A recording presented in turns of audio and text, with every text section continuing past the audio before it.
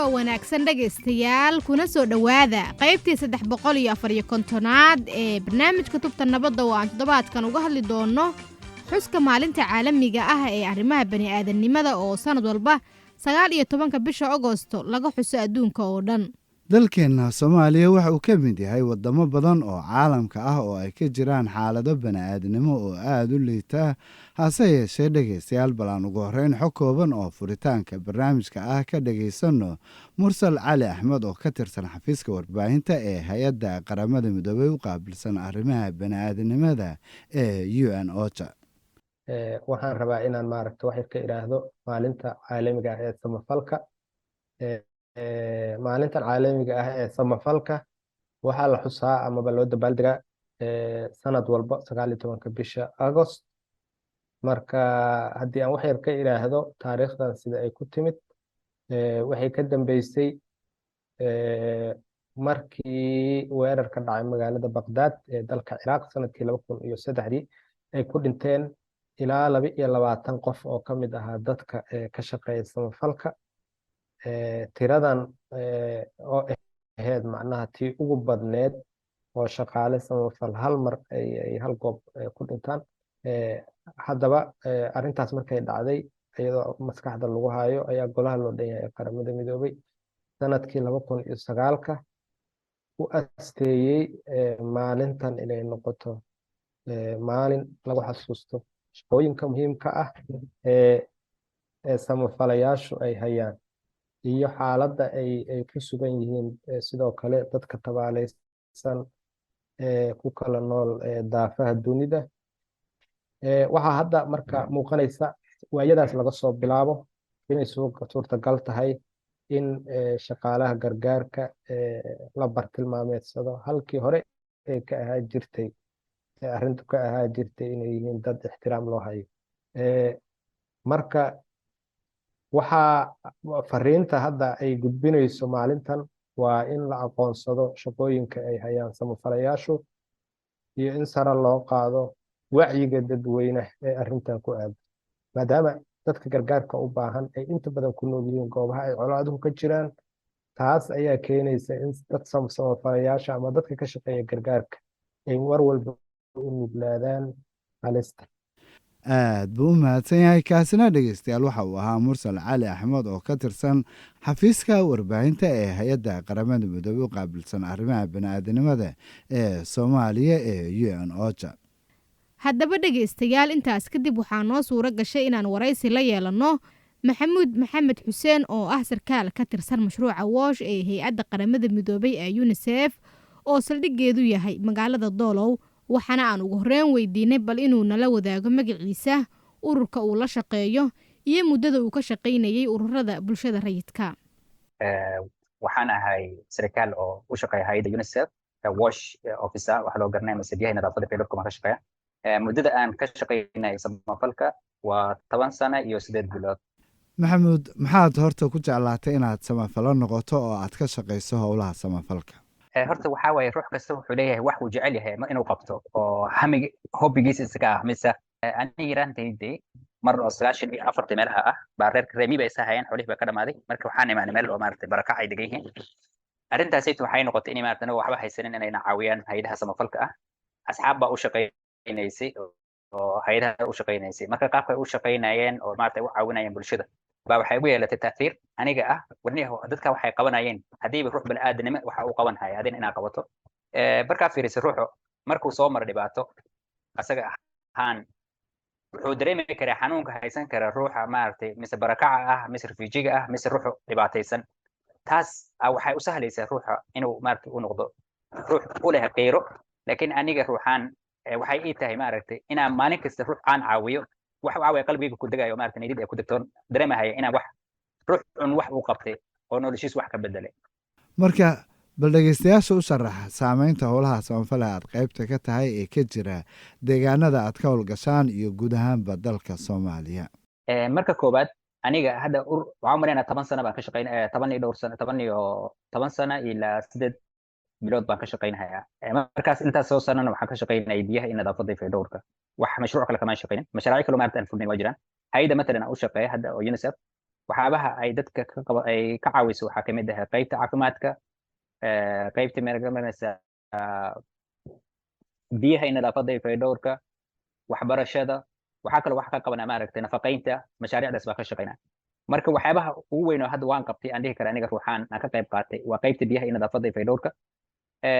waxaan xasuustaa waqtiyaal 2014kii matalan waxaana soo maray maaragta abaaro daran oo waddankaas. waad garanaysaa biyaha marka la yidhahdo biyaha waa nolosha maaragta bini'aadanka. waxyaabo badan oo maaragta aan lasoo koobi karin baa ka qabanay. xagga ha noqoto biyaha waxa loo yaqaan water tracking mise biyaha dadka loo dhaamiyo meelaha ay biyaha dadka ka heli karin. maxamuud bal wax nooga sheeg qaar ka mid a sheekooyinka guulaystay ee ku farxad geliya ka samafala ahaan. mid ka mid ah waxaa dhacday 2024 inay oon ba'an uu ku dhacay. waxaan ka shaqaynaya wagaas magaalada Afmadow, degmada Afmadow baan ka shaqaynayay. marka waxaan u shaqaynaya hay'adda Mareykan ah. waxaa dhacday inay biyo la'aan daran ay dhacdo dhulka miyiga ah oo maaragtay soo gaaray report ah inaad maama ay u dhimatay oon, cunugna maaragtay uu sigtay inuu ku dhinto oon. arrintii maaragtay sayid baan waddan qaday anigoo ah ruuxaan shakhsi ahaan maxay tahay sababta mar laga 1995 baa waxaa ku sigtay mar inaan oon ku dhintay anigoo saa u kalaatay Remi in aaday soo noqday. marka oonku wuxuu yahay uu dareensanaay. marka qayldaan badan baan sameeyey. hay'addu waxay u dhaheen lacag ma hayno, waxaan ku samayn karnaa ma jirto. markii dib aaday fundraising oo maaragtay kii kale oo intaan oo dhinaan sameeyey baa lacag yar oo maaragtay 10,000 camal aan raise gareey. 10,000 waxaan sameynay maaragtay inay biidhaamin samayno. taasaa waxaa ku soo aaday waqti muddo maaragtay dadka ay fasax aadeen. hay'adahan waad garanaysaa waxay leeyihiin procurement mise process bay leeyihiin oo wax ku bixiyaan. marka waxaan qaatay marka go'aan anigoo markayda maaragtay ofisaha hataa aan helo maaragtay nin yar ah baa mas'uuliyadda aan hayay marka ayarad baa xanuunka markaan dareemay ruux baa oon u dhintay, dadna way ku sugan yihiin inay u dhintaan markii reportka soo gaaray in aan amro maaragtay lacagtii reedo maaragtay gargarka oon samaynay inaan dad aan amro inay biyo dhaamiyaan oo lacagtii markay processkeeda la maray baa ku yiri war hal dhaami biyaha. marka waxaa dhacday maalinteedu biyaha la dhaaminay waxyaabaha aan ku horxa iyadoo maaragtay shuruucdii hay'adda aan marin inay ruux la badbaadiyo. maanta haddaan sugno maaragtay 2 beri 3 beri ruux baa dhiman kara. ninkii maaragtay dadka oo pre-qualified wax la dhahaa maaragtay dad u diiwaan galsanay hay'adda inay shaqo u qabtaan baa inaan amraan ku yiri anigu awoodid ay lahayn shaqada hala qabto hala bilaabo maanta biidhaamin la sameeyo. marka waxaa dhacday maama tuulooyin ka mid ah meel shabax la yiraahdo inay umashay habeenimo goobtii ay ku dhashayna biyo wax ay lahayn.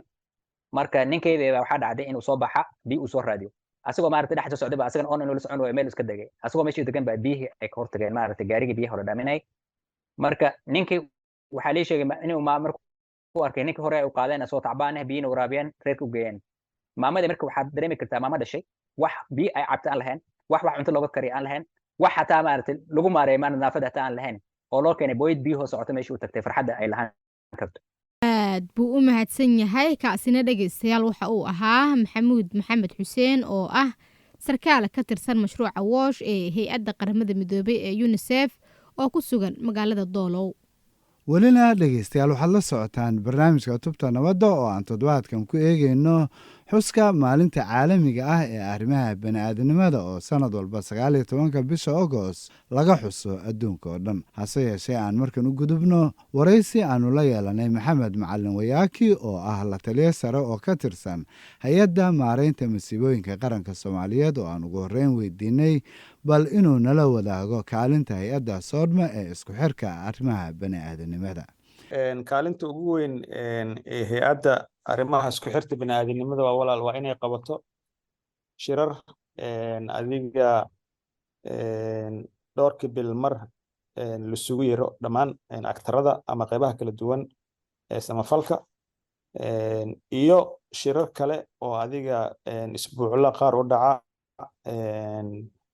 bille qaar u dhaca oo lagu magacaabo badanaa National Humanitarian Coordination Forums oo heerar kala duwan leh oo dowlad goboleedyo leh, dowladda federaalka dhexdeeda leh iyo dhammaan isku xirka guud madasha xiriirinta bani'aadanimada ee waddanka oo dhan oo 3 bil walbaba ka dhacda waddanka qayb ka mid ah. tii ugu dambeysana dhacday hadda June 5teedii sanadkan kana dhacday Kismaayo walaal.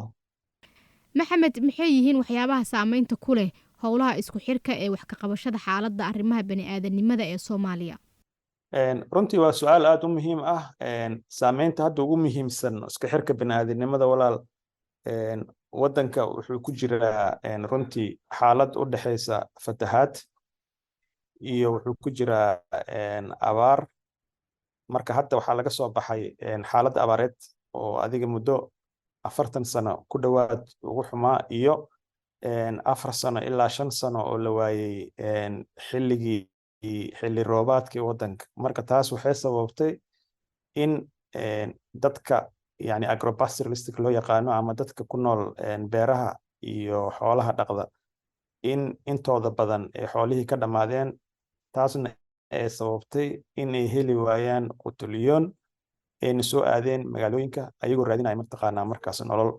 taas waxaa ka dhashay marka barakac badan, waxaa ka dhashay cunno yaraan, waxaa ka dhalatay nafaqa darro, oo waxaa qarka loo saarmay in macluul waddanka ay ka dhacdo oo ay saameysay ilaa iyo 8 milyan ku dhowaad dadka Soomaaliya oo u dhiganta adiga kala bar waddanka oo dhan populationkiisa marka laga hadlo. marka sidaa daraadeed dowladda Soomaaliya iyo dowladaha saaxiibada la ah ee deeq-bixiyaasha waxay sameeyeen dadaal aad u badan.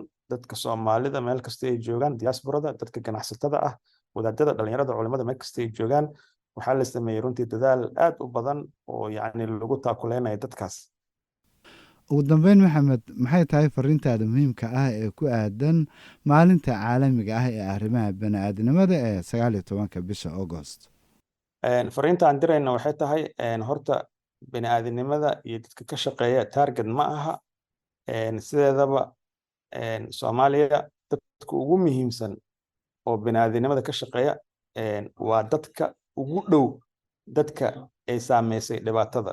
marka sidaa la ajligeed horta waxaan rabnaa in loo dabaaldego, la xuso, la weyneeyo dadka يعني اللي يراهدو فرونت لاين يعني اسيستنتس اما dadka macnaha hore ka jawaabaha degdega bixiya in loo aqoonsado inay yihiin runtii dadkii ma aragtay oo dadka badbaadinayay. waxaan kaloo rabnaa fartiin inaan dirno Soomaaliya waxay u baahan tahay gargaar, dadkeedu wuxuu u baahan yahay gargaar, laakiin waxaa muhiim ah in hadda kadib lagu xisaabtamo in gargaarka lagu xiro soo kabasho.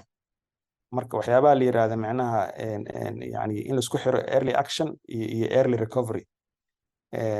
marka labadaas marka waxay dadka ka saacidi doontaa mustaqbalka insha Allah in dadka ay ka baxaan nuglaashahaasna ma taqaanaa marka in uu keeni doono dadkan inay noqdaan dad markaas isku tiirsan ayaga ama yani waxyaabahan hadda markay yimaadaan aafooyinka oo kale markaas u adkeysan kara.